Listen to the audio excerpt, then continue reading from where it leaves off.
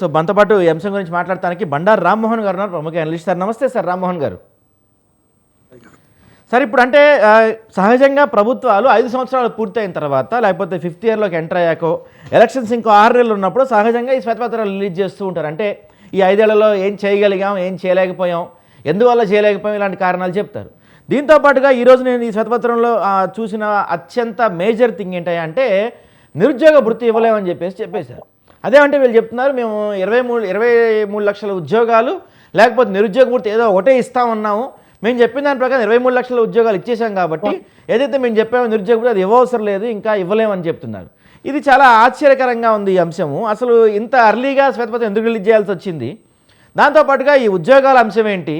ఇంకోసారి ఈ శ్వేతపత్రంలో మళ్ళీ కోట్ చేశారు, 23 లక్షల కోట్ల పెట్టుబడులు వచ్చాయని కోట్ చేశారు. ఆల్రెడీ మనం చూస్తే పార్లమెంట్లో లిఖితపూర్వకంగా మిథున్ రెడ్డికి సమాధానం ఇచ్చారు, దాదాపు 6,000 కోట్లు ఎన్నో వచ్చినాయి అని చెప్పేసి. ఏంటి ఈ శ్వేతపత్రం రిలీజ్ చేసిన లెక్కలకి బయట జరుగుతున్న వాటికి చాలా పొంతం లేకుండా నడుస్తుంది. అసలు ఏంటి ఈ శ్వేతపత్రం కన్ఫ్యూజన్ సార్? సాయి గారు, మీకు అట్లాగే మిత్రుడు మోహన్ రెడ్డి గారికి, విజయశేఖర్ గారికి, స్వతంత్ర టీవీ ప్రేక్షకులకు నమస్కారం. ఇవాళ నేను మోహన్ రెడ్డి గారు, విజయశేఖర్ గారు కూడా వేరే చర్చల్లో ఉన్నప్పుడు అదే చెప్పాను. నేను ప్రజలకు వాస్తవాలు నిలపడానికి శ్వేతపత్రాలు అవసరం. ఇప్పుడు 6వ 7వ విజయశేఖర్ గారు చెప్పాలి, ఇప్పుడు ఈ 2 ఏళ్లలో 6వ శ్వేతపత్రం పెట్టుకుంటున్నాను, 7వ. కనుక ఏమంటే శ్వేతపత్రం మంచిది అంటున్నా అంటే ప్రజలకు వాస్తవాలు తెలవడానికి వీలుంటుంది కదా. ప్రభుత్వ అధికారిక సమాచారం కదా.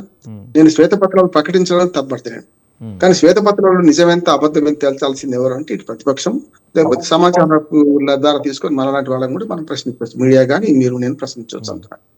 ఇక్కడ వారు చెప్పిందండి అంటే 4 అడుగులు ముందుకు 2 అడుగులు వెనక్కు నడుస్తున్నది అని హైదరాబాద్ తో పోల్చారు, తెలంగాణతో పోల్చారు. అసలు అప్పుడైనా పోల్చడానికి వీలు లేదంటున్నాను. ఎప్పుడైతే 56లో ఆంధ్రప్రదేశ్, తెలంగాణ, ఆంధ్రప్రదేశ్ ఏమో మద్రాస్ స్టేట్ లో ఉన్నప్పుడు 56 కన్నా ముందు 53 దాకా, ఆ తర్వాత 56లో కలిసినప్పుడు కూడా మిగులు బడ్జెట్ తెలంగాణ. అప్పుడైనా ఇప్పుడే విడిపోయినప్పుడు మిగులు బడ్జెటే, అప్పుడు కలిసినప్పుడు మిగులు బడ్జెటే. కనుక ఆనాడు హైదరాబాద్ ఉంది, తర్వాత ఇప్పుడు మనం కూడా హైదరాబాద్ ఉంది. కొన్ని లిక్కర్ లాంటి వాటి మీద ఎక్కువ ఆదాయం తెలంగాణలో వస్తుంది కాదంటే. ఇప్పుడు వారు చెప్పిన లెక్కలని కరెక్టా కాదా తేల్చాల్సింది ఇక్కడ మోహన్ రెడ్డి గారు, అటేమో వైసీపీ పార్టీ ప్రతిపక్షం, మిగతా కాంగ్రెస్ కమ్యూనిస్టులు వాళ్ళని చేయాల్సిన అవసరం ఉంది అంటున్నారు. కానీ ఇందులో ఎంతవరకు వాస్తవం ఉంది అనేది మనం దాన్ని చెక్ చేసుకుంటే చెప్పలేం. కానీ 4-5 వాస్తవాలు చెప్పిండు ఆయన. అప్పుడు అప్పెంత ఉండే, ఇప్పుడు అప్పెంతుంది. ఇవాళ మొత్తం కలిస్తే 98% ఇప్పుడు వాళ్ళు ఇచ్చిన హామీలు, కొన్ని అమలు చేస్తున్న హామీలు, కొన్ని అమలు చేయని హామీలు అంతా కలిస్తే అల్లికి 0 ఆఖరికి ప్రతిరోజు పరగడిపే అవుతుంది మా పని, కనుక మేము ఏమి చేయలేకపోతున్నామని ఒక అసహాయత వ్యక్తం చేస్తున్నారు. కానీ పాత అప్పులు వడ్డీలు కట్టడానికి, లేకపోతే జీడిపి కూడా చాలా వరకు 2019, 14 నుంచి 19 దాకా మేము పెంచే ప్రయత్నం చేసినాం, అప్పుడు కూడా వీలు కాలేదు. కానీ 19 నుంచి 24 దాకా చాలా అధ్వానంగా అయిపోయింది. దాన్ని సవరించుకునే ప్రయత్నం చేస్తున్నాం. ఇప్పటికి కూడా కొంత తేడాల మేము అక్కడికి దాన్ని మెయింటైన్ చేయగలుగుతున్నామని చెప్పారు. కనుక దాని ఒక్కొక్క బడ్జెట్ అంటే ఆయన ప్రకటించిన శ్వేతపత్రాల్లో ఒక్కొక్క దాని గురించి మాట్లాడితే ఆంధ్రప్రదేశ్ మాత్రం ఇంకా గుణారిల్లిపోయిందని మనకు అర్థమవుతుంది. అంటే వచ్చే ఆదాయానికి పెట్టే ఖర్చుకు పొందలేకుండా ఉంది. అంటే అప్పులు విలువ కూడా తెస్తున్నట్టే కదా. గతంలో 6 లక్షల కోట్ల 7 లక్షల కోట్ల అప్పులు వారు తెచ్చారంటే ఇప్పుడు ఈ 2 ఏళ్లలో కూడా వీళ్ళొక 3 లక్షల కోట్ల రూపాయలు అప్పు తెచ్చారని ప్రతిపక్షాలు ఆరోపిస్తున్నాయి. శ్వేతపత్రంలో కూడా కొంత అప్పు తెచ్చారని అనిపిస్తున్నామని చెప్తున్నారు. మనకు వచ్చే ఆదాయానికి ఖర్చుకు తేడా ఉన్నప్పుడు తప్పనిసరి మన కుటుంబం కూడా అదే పని చేస్తుంది కదా. కుటుంబం ఎట్లానో పెద్ద కుటుంబం, ఆంధ్రప్రదేశ్ ప్రభుత్వం పెద్ద కుటుంబం, ఆ పని కూడా చేయాల్సి వస్తుంది. కానీ ఇట్లా ఎన్ని రోజులు చేస్తారు అంటున్నా. రవి గారిని హామీలు ఇచ్చినప్పుడే నేను అడిగాను, జగన్మోహన్ రెడ్డి గారే ఏమంటారు బటన్ నొక్కితే ఓట్లు పడతాయి అనుకున్నారు. అప్పుడు ప్రశాంత్ కిషోర్ తో పాటు నేను కూడా అన్నాను, బటన్ నొక్కితే ఓట్లు పడవు, అది వేరు ఇది వేరు. మా హక్కు అనుకుంటున్నారు ప్రజలంతా ఏమనుకుంటున్నారంటే సంక్షేమ పథకాలు మా హక్కు, మాకు రావాల్సినవి, మా పన్నుల వాటా మేము కడుతున్నాం కదా, మాకు రావాలని అనుకుంటున్నాం. కానీ మీరు పెంచుకుంటూ పోతే 60 గారి హామీలు ఇస్తే రేపు పొద్దున ఎట్లా అన్నా అదే జరుగుతుంది. రాష్ట్ర ఆర్థిక పరిస్థితి గుణారిల్లిపోయింది. వాళ్ళు ఎన్ని శ్వేతపత్రాలు విడుదల చేసినా కూడా ప్రజలకు కావాల్సింది ఏంది, మీరు ఇచ్చిన హామీలు నెరవేరుస్తారా లేదా అని అడుగుతుండే కదా. దానికి సమాధానం చెప్పాల్సిన అవసరం ఉంది. రెండోది ఏంటంటే ఇప్పుడు బడ్జెట్ లేదన్నా ఉన్నదన్నా ప్రభుత్వం చేయాల్సిన పని అప్పులు తెచ్చనే పని నడిపించాల్సిందే కదా. అందుకని చూడండి, జీతభత్యాలకు ఇప్పుడు జరుగుతున్న సంక్షేమ పథకాలు మాత్రం డబ్బు సరిపోతుంది, ఆదాయం పెంచాలి. ఆనాడు ఒక మాట తెలుగుదేశం వాళ్ళు ఏమన్నారంటే, ముఖ్యంగా మేనిఫెస్టోలో పెట్టినప్పుడు నాలాంటి వాడు అడిగి ఎట్లా చేస్తారంటే వాళ్ళు ఏమన్నారంటే, సంపద సృష్టిస్తాం, పేదలకు పంచుతాం.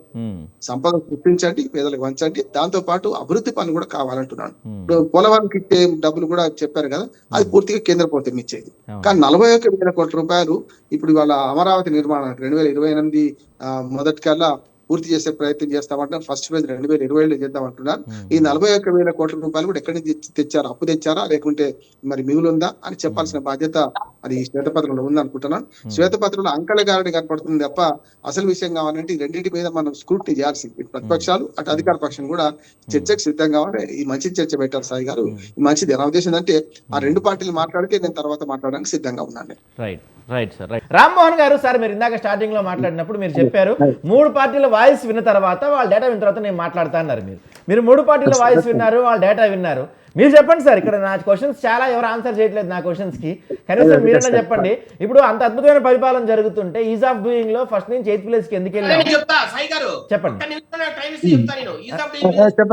ఒక్క నిమిషం నేను మాట్లాడి మీరు చెప్పండి సార్. ఇప్పుడు ఏమంటున్నా అంటే సాయి గారు, అప్పుల విషయంలో కేంద్రంతో సహా ఈ రెండు పార్టీలు అబద్ధాలు, అసత్యాలు చెప్తున్నాయి అంటున్నారు. ఇంతకుముందు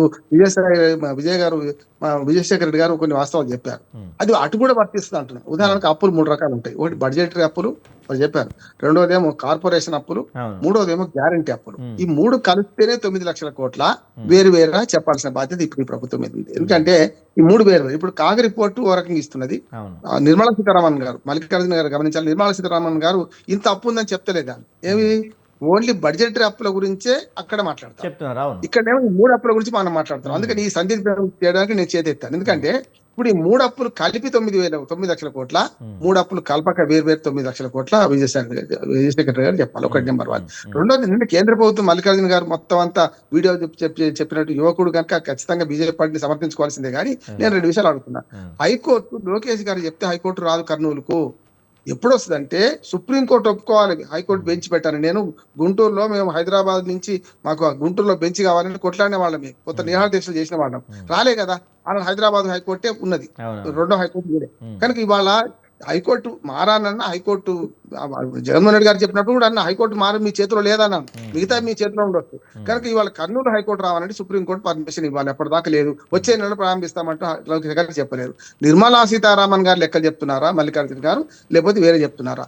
ఇంత చెప్తూ డబుల్ ఇంజిన్ సర్కార్ అంటున్నారు కదా. ఇవాళ రావాల్సింది ఏంటంటే, ఇప్పుడేమో దానికేమో కేంద్ర ప్రభుత్వం ఇస్తుంది, పోలవరం దోకా లేదు, యూటిలైజేషన్ సర్టిఫికేట్ ఇవ్వాలి మనం, యూసీసీ ఇవ్వాలి మనం. కానీ అమరావతి రాజధానికి ₹1 అదనంగా సాయం చేసింది ఆ కేంద్ర ప్రభుత్వం అని అడుగుతున్నాడు. 2 పార్టీల తరఫున అడుగుతున్నాను నేను. వారిని విజయశేఖర్ గారికి పనికి వస్తుంది, వైసీపీకి పనికి వస్తుంది అంటున్నాడు. ₹1 కూడా అదనంగా సాయం చేసిందా? అప్పులు తెచ్చుకోమంటున్నారు కదా మనను. మరి గ్రాంట్ ఎందుకు ఇవ్వరు? ఓ 10,000 కోట్లు, మరి ఆర్థికంగా ఇబ్బంది ఉన్నది రాష్ట్రం కదా, ఓ 10,000 కోట్లు మేము అమరావతి రాజధానికి ఇస్తామంటే మంచిది కదా అంటున్నాను నేను. అంటే డబుల్ ఇంజన్ సర్కార్ ఉన్నా మిగతా రాష్ట్రాల్లాగా కూడా మనకి ఫండ్స్ వస్తే మనకు డబుల్ ఇంజన్ సర్కార్ కు దీనికి ఏం తేడా అని అడుగుతున్నాను నేను స్పష్టంగా. అందుకని ఇప్పుడు ఏంటంటే రామాయపట్నం పోర్టు, మూలపట్నం పోర్టు, అట్లాగే మనకు దుగరాజంపట్నం పోర్టు గురించి మొన్న మోడీ గారు మాట్లాడలేదు. వీటి గురించి మాట్లాడాల్సిన అవసరం ఉంది. విమానాశ్రయం అంటారా, ఖచ్చితంగా అది 10-12 ఏళ్ల కృషి ఫలించింది. వాళ్ళ గేట్ వే ఆఫ్ మన ఏమంటారు దాన్ని, నార్త్ ఆంధ్రాకి పనికి వస్తుంది, కాదంటలేదు. కానీ అమరావతి రాజధాని కోసం డబుల్ ఇంజన్ సర్కార్ ఉన్నప్పుడు ఏం చేస్తారు? ఒకటి. రెండోది, ఈ బడ్జెట్ అప్పుల గురించి, కార్పొరేషన్ అప్పుల గురించి 3 వేరుగా ఈ శ్వేతపత్రాలు చెప్పలేదు చంద్రబాబు నాయుడు గారు. అటుపక్క వైసీపీ గారు ఆరోపించినప్పుడు కూడా వాళ్ళు కూడా చెప్తలేరు. ఆఖరి కేంద్ర ప్రభుత్వం కూడా చెప్తలేదు. అంటే కాగ్ రిపోర్ట్ నమ్ముదామా, లేకుంటే వీళ్ళ కాకి లెక్కలు నమ్ముదామా, మనం అర్థం చేసుకోవాల్సిన అవసరం ఉందంటున్నాను.